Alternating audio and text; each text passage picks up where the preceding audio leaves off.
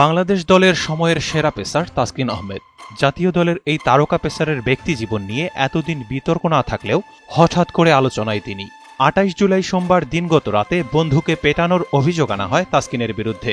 Mirpur model থানায় অভিযোগ দায়ের করেন তার বন্ধু ইশতিয়াক। থানা সূত্রে অভিযোগের বিষয়ে নিশ্চিত হয়েছে এনটিভি অনলাইন। ভুক্তভোগী ইশতিয়াকের ভাই ইমতিয়াজ এই প্রতিবেদককে বলেন, তাসকিন আর আমার ভাই অনেক ভালো বন্ধু।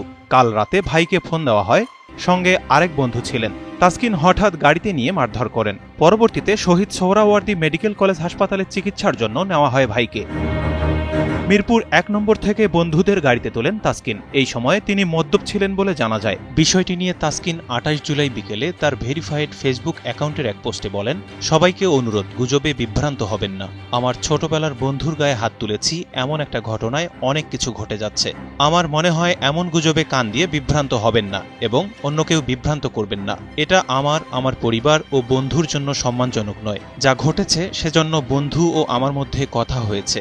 সবশেষে তিনি বলেন, শুধু একটা কথাই বলতে চাই, বিষয়টা অন্য, বাস্তবতা ভিন্ন, মিথ্যা, বানোয়াট ও উদ্দেশ্য প্রণোদিত। আশা করি সত্যের সাথেই থাকবেন, সত্য কখনো মিথ্যা হয় না। বান্ডেল থাকলে প্রতি সেনমানিতে টাকা বাঁচবে।